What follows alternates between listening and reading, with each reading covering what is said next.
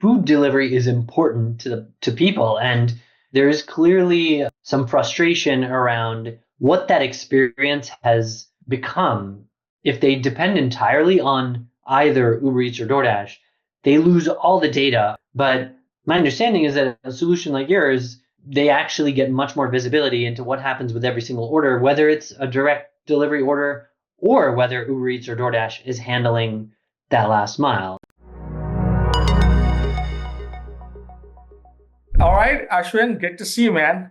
Good to see you as well, Moen. Always good to see you, man. Yeah, absolutely. Now, I was in Pizza Expo and I saw your video going viral, and I just wanted to kind of, I know we had a chat during the expo. It's like, hey, what's going on with this direct delivery video you posted on TikTok, and you posted that back on LinkedIn too. That hey, you get a surprise reaction of people. Some interesting comments came back from my video on Friday where I discussed how it can be difficult for restaurants to work with Uber Eats and DoorDash.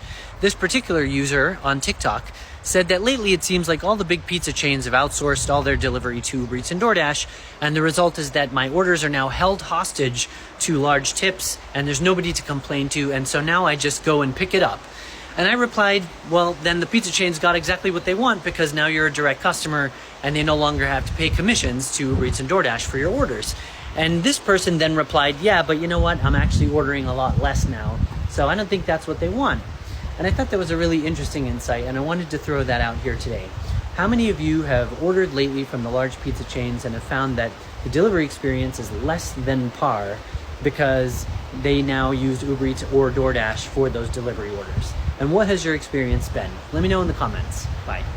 I know you're no stranger to this, but I'd love to hear, kind of go through your experience a little bit. What kind of drive you to the post, and then what surprised? Yeah, sure. Well, look, people who follow me know I've been posting videos on LinkedIn for years, and I could talk forever about how wonderful that's been and what a great experience it has been. But this year, I decided, I shouldn't just do it on LinkedIn. I should do it on Instagram and TikTok and, on Twitter and things that I've never really paid much attention to those other media before. And so as of January, I started posting videos on those other channels. None of it got a lot of attention. And now I realize that's because my video is very business to business oriented. It's talking about the business and how I'm building it and the challenges we're facing and things that are specific to the restaurant industry. And I don't think most people on TikTok want to hear that or see that. They're interested in either being entertained or hearing about content that's pertinent to them. And earlier, it was about a month ago, I think, on LinkedIn, I posted a video about third-party delivery and some of the challenges around third-party delivery. And so I actually posted that one on TikTok, and I actually got a response from somebody. And this person said, ever since the large pizza chains started using Uber Eats or DoorDash to deliver their orders for them instead of using their own drivers, I just don't order as much anymore. And first he said, I just go in to pick it up. And so I said to him, well, then that's great for the pizza chains because you became a direct customer, right? Instead of relying on the third-party delivery company, you're going in to pick it up. That's exactly what they want. And he came back and said, yes, but I order a lot less. So I found that interesting, and I'm kind of learning the ropes of TikTok. You can actually create a video that replies to somebody's comment. So there's actually a button for that. And then the person's comment is on the screen while you're talking about it. And I said, so yesterday I posted this video about third-party delivery and how that can create challenges for the restaurant and also can create challenges for the consumer. And this person commented that ever since large pizza chains started using Uber Eats and DoorDash for their own direct orders, this person now orders a lot less. What do you think? Are you all ordering a lot less too? And that post just went crazy. I mean, again, by my standards, I think it was like, I don't know, 40, 50,000 people were interacting with it. And I got hundreds and hundreds of comments and things. And it was a pretty cool experience to get the consumer side of the story. But it was pretty consistent, I have to say. People were not speaking very favorably about, first of all, third-party delivery and their experience with it. People were telling all kinds of stories about how the food, you have to wait for an hour and a half, or it like came and it was all messed up, or something went wrong and there was nobody to complain to, and all kinds of different things. And there was a lot of feedback as well about how people missed the days of when they had their local pizza shop. Even if it was a chain, it was somebody, they knew the driver knew their building, how to get there. And people were frustrated, I mean, to the point where many people said, yeah, I just don't order as much anymore because it's just a pain. I mean, some people said it's a safety issue. I don't know the person. And I have to, other people said, yeah, I live in a strange complex. And so they can never find it. And it ends up, becoming a whole thing. So I found it really fascinating. Domino's was the winner. Well, there were two winners, actually. Domino's, because people stood up for them. They came to their defense and said, Domino's hasn't done that. Domino's still has their own drivers. And that's why I only order from Domino's. And a lot of people said that. And it was like very clear trend throughout the comments. And then the other brand that really won out was Little Caesars, because, of course, the conversation evolved into, well, yeah, with all the fees and the restaurants charge more, and then there's a delivery fee and a service fee, and like the prices are just insane when you order delivery. And again, many people were coming out and saying, I only go to Little Caesars because the price is so affordable and the quality is really good and it's just as good as everybody else. And I don't know why you would go pay, $30-$40 for pizza when you can get it for 10 or 15. The other very overwhelming theme that emerged throughout this conversation were people talking about how good the quality of grocery pizza is now, that over the years it's gotten much better and that there's so much more variety. I didn't have the heart to tell them that some of those brands in the grocery store are actually made by the big pizza chains. But anyway, it was really cool. It was fascinating to get all that feedback from consumers. And then I went the next day and passed it along to the executives that I know at all of the big pizza chains to say, hey, look, don't shoot the messenger. I'm just wanting you to know, like, this is good market research and this is not a small sample. Take a look at what these people are saying. And, I'd love to get your feedback. So anyway, that's in a nutshell. I was a bit long-winded, but that's kind of what happened. Oh, wow. That's awesome. I mean, look, at the end of the day, I think it shouldn't come as a surprise, though, that, hey, if you have your own employees doing something or own drivers versus, someone that you don't know, just a part of the gig network showed up, service quality will suffer to a certain degree. I think everybody understands that, but just didn't know that impact of that, right? You don't know Right. the impacts of those things because it doesn't show up in one day. It probably shows up slowly over time. And I feel like that is the thing that is, in fact, I don't like, I think it's a function of labor cost and how hard it has been to even find someone for hiring. A lot of people want to hire. They don't find people who are willing to do the job. So it's like it's a weird situation where, I mean, if you ask, in my experience, ask anyone, any operator that offers direct delivery, saying, hey, would you like to, if everything being equal, would you want to have your driver versus third party?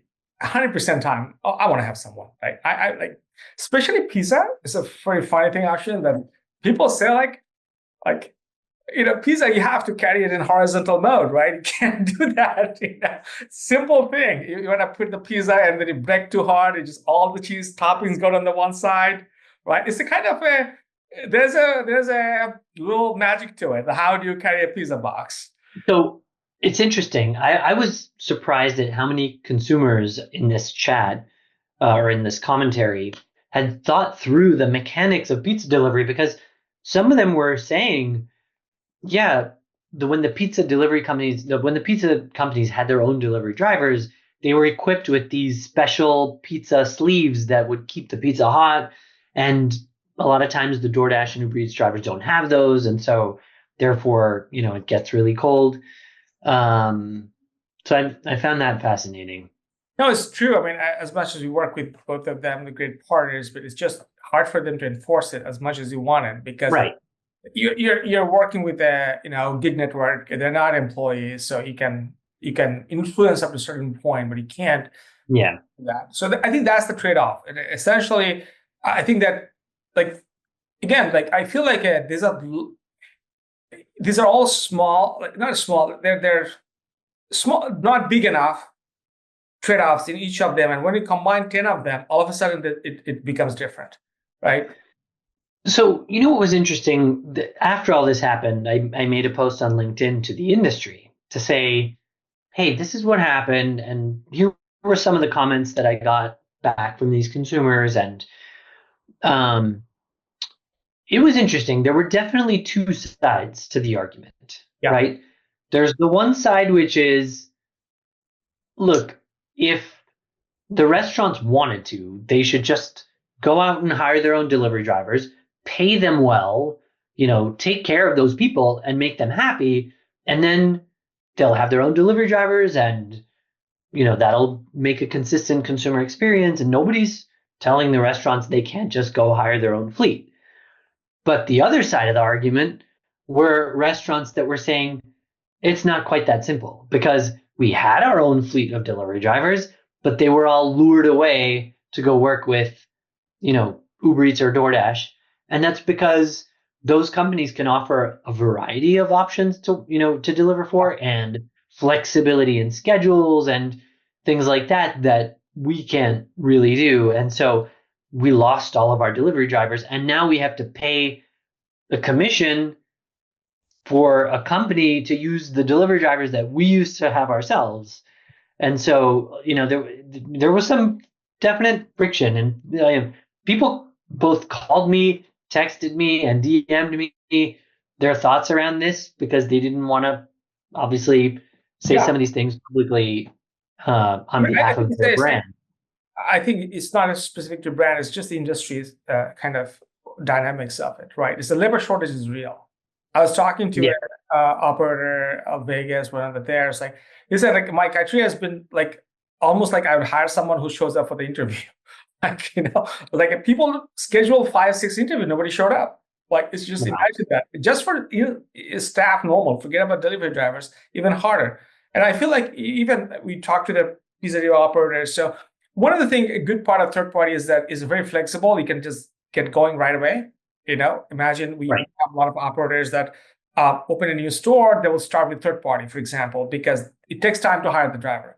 That's right. And then when they hire the driver, they will just start having the driver. But they didn't have to wait a month of the opening because they couldn't get a driver out of the door. But I think to your point, this is and we sometimes say this, and again, like it's a plug in our things. Like I feel like the both options are good to have because obviously you're never gonna have a full capacity to cover everything because it's gonna be costly to do it. But zero capacity is also not probably good because you need to have some baseline capacity to be able to do that. And upside surges, you can do third party. I mean, I come from a logistics kind of industry. If you look at it, like, it's no stranger. I mean, think of trucking market. How does the trucking market works? Well, Walmart would have their own fleet of trucks, but don't they hire other people's truck? They do when they need them. There's a spot market for it, right? But they're not going to have capacity for all of their stores, all of the requirements. They'll have capacity they know they can use it all the time in an efficient way.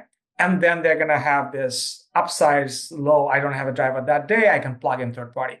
I feel like at this, some kind of combination is better. Even a little bit of having extra capacity on your side for important customers. Like we have some of the pizzeria owners that, that delivers in offices, for example, like meetings. Right. Imagine you had a $500 order for a meeting and it didn't get to the right place, it gets tricky. So let me ask you a question. Do you feel like restaurant operators realize that there is an option to have both, that they can have direct delivery drivers as well as use the third parties? and maybe they don't even have to pick one or the other third party. They can work with both or all of them. Or is there general awareness that that is an option, or do some people not even realize that a solution like yours exists to solve for that? I think majority of people don't, in my view, because I think Hmm. that sometimes you end up in this what is called the false dichotomy of this, okay, this versus that, right? Well, you can have both.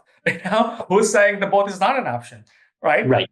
Because people just think, oh, I have to have my drivers. No, I'm going to use third party, right? But this, I feel like you need this like a sophisticated orchestration Yeah. for her to make this thing happen, and where you can programmatically say, hey, I don't have a driver, go find me a third party one, or I have my driver, they get the first pick, and you can, we created a lot of flexible way you can program it essentially, however you want to Right. run it on your own. But I just think that in my view, just having even one driver makes a ton of difference, because Yeah. you can cover those important orders. Because the thing is that what you don't want to mess up, there's a level of mess up too, right? So, one pizza messed up for someone, infrequent, and then there's a office meeting had to happen at a particular time. The pizza should arrive, and then not, it's a bigger order. Like, what do you do about those things? Yeah.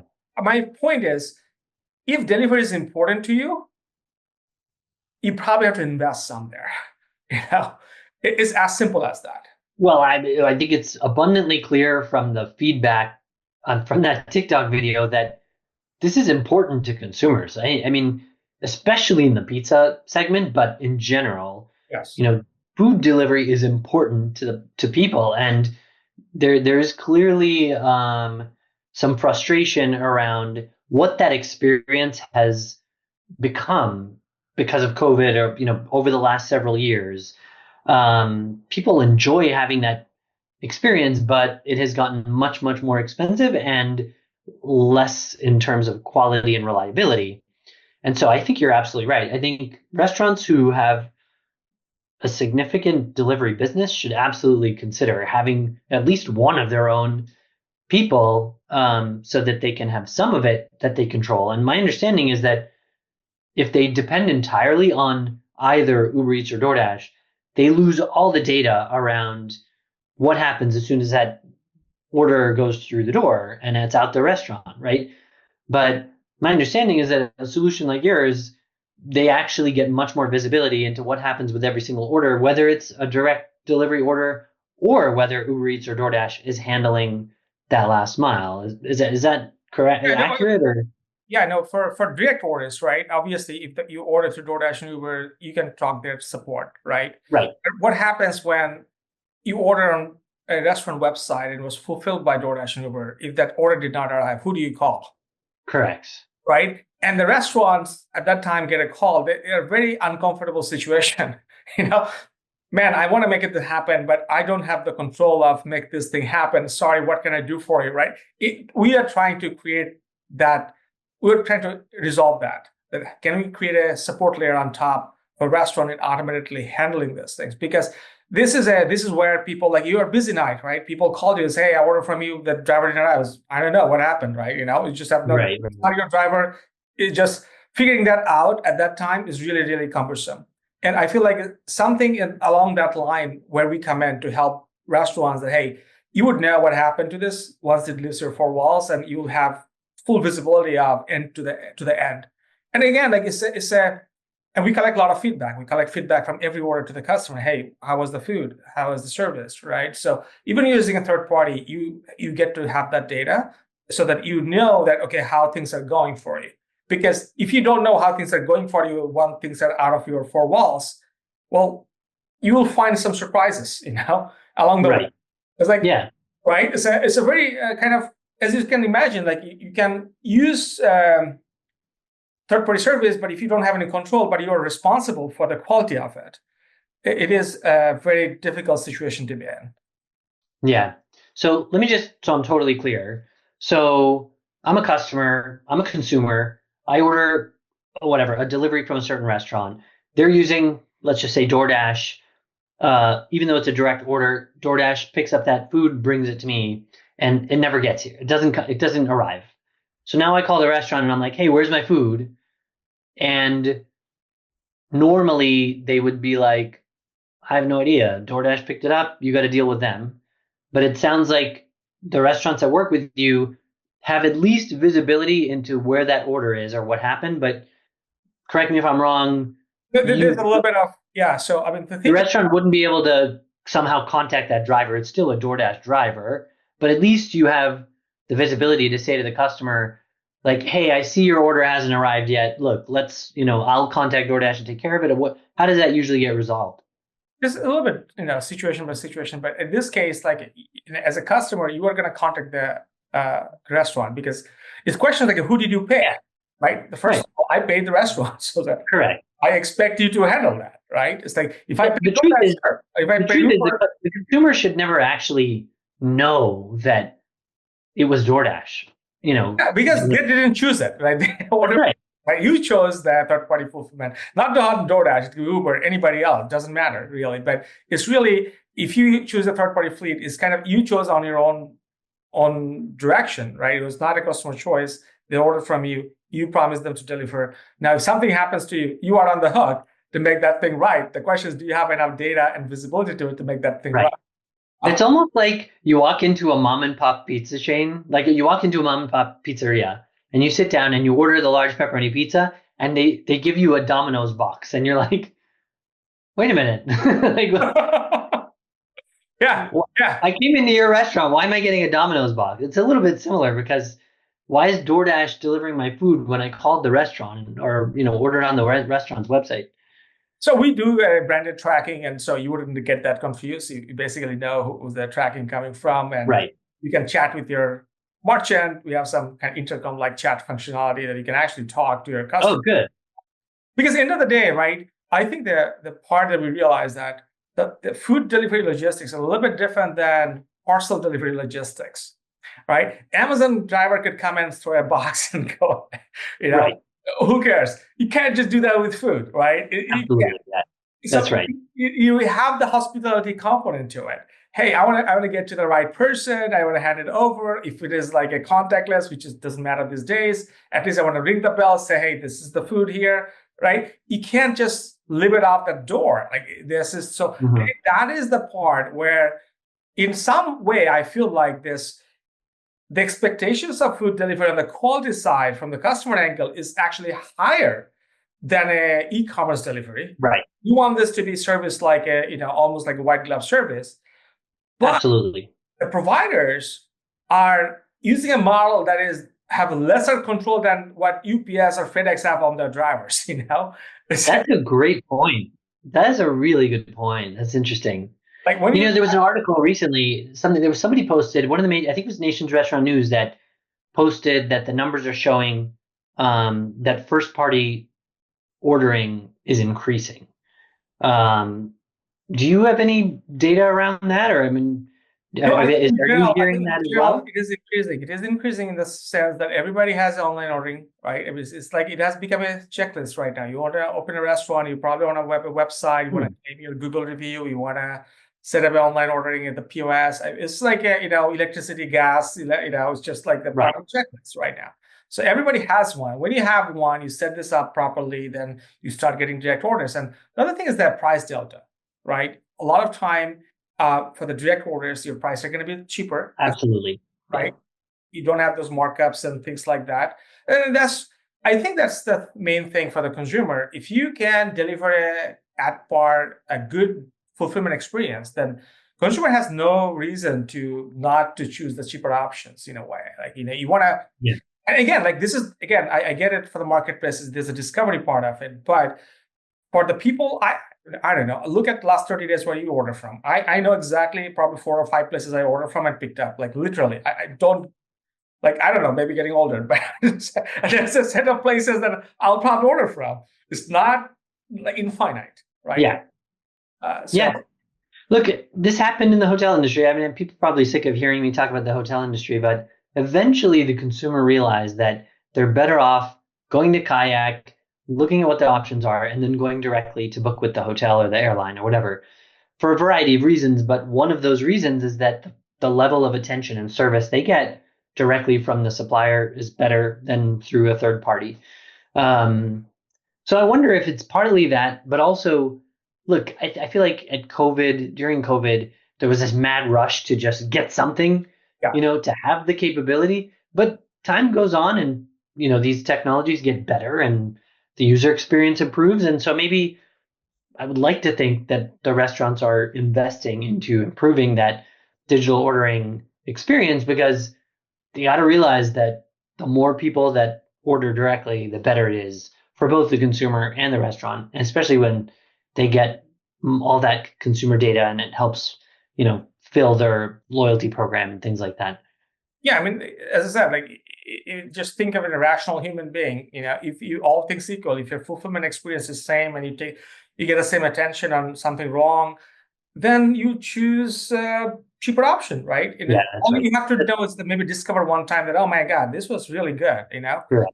And, Yeah. and then it's okay, sure, I will order from you. And we do have some kind of built-in marketing to our program now that you can actually promote it in a direct channel. Hey, order from us next time, things like that, which I feel like consumers they just need to get a taste of the direct fulfillment if this is good and it's cheaper.